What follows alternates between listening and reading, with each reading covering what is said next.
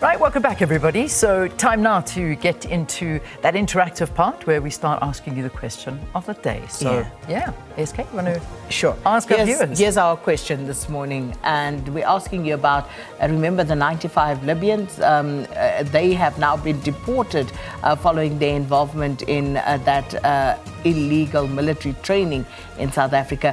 What do you think should be done to ensure that something like this never happens again? Wow. You know, and that's a big question. Indeed, it really is. So we really want to hear from you at Morning Live SABC. That's on X, and then of course on our WhatsApp line 078 459 1897 is where you send those voice notes. Looking forward to hearing your voice. Indeed. All right, let's move on to the newspapers now. Here's the front page of the Business Day, and the picture there, Thailand's Prime Minister Shinawatra speaking at a press conference after a royal endorsement ceremony in Bangkok on Sunday. That's where that picture's from. And then their lead story, more to come as the JSE soars to a high. Undervalued local stocks being boosted by calmer global markets. South African stocks are on course for more gains in the coming weeks after helping the broader index scale to record highs on Friday, while the rand strengthened for an 8th straight day, which is good news for some sectors. Public to have its say after NERSA fumbles. The National Energy Regulator of South Africa mishandled the process by which it issued formal concurrence for the Minister of Mineral Resources and Energy to procure 2,500 megawatts of nuclear power in 2023. So the minister has decided to withdraw a determination that was published in the Government Gazette in January, paving the way for the government to open a bidding round for nuclear energy. And also private equity fundraising hits 13-year record. Private equity fundraising in South Africa hit that 13-year high in 2023, with funds raised topping 28 billion, which is a 43% jump from 2022 and reflects a vibrant investment landscape. All right, that's the Business Day for you. Let's have a look at the Star now. And the Star leading with "State failed me," says GBV victim.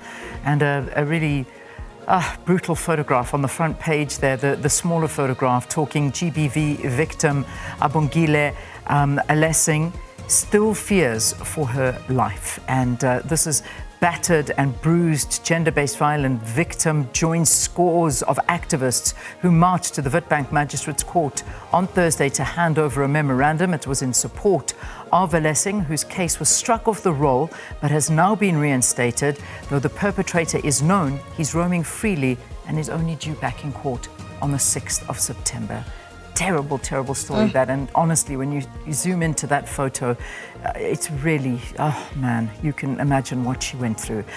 There's a photograph called The Chosen One, and this is radio host and media personality Unathi Nkai and winner Matlali Tipa, the Star's Choice is Yours Women's Month event at the Altitude Beach in Fourways on Saturday. So a happy photograph there. Alarm over 400% surge in identity fraud.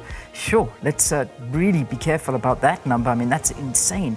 Identity fraud on the increase in South Africa, with the latest statistics recording 400% increase in impersonation fraud from April last year to April this year.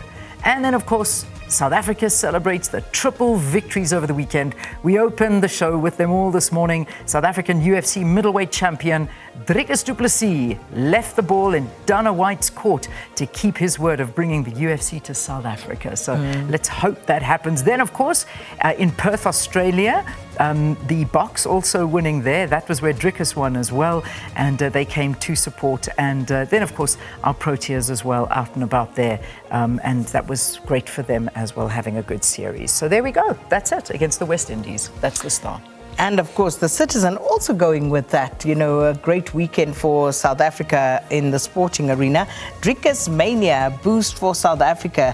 The UFC middleweight title defense victory of South Africa's Dricus du Plessis against Nigerian Israel Adesanya in Perth yesterday is raising hopes that the next bout will be in South Africa after the UFC president Dana White's pledge and And Minister of Sport Gayton McKenzie says government will be in talks with UFC. And that's a picture of Drickers. There's the box there, as well as Themba Bavuma there, so the cricket as well. And then we are not illegal, says residents. High Court orders Tshwane to enforce bylaws in Afrikaners only settlement, Claimfontein.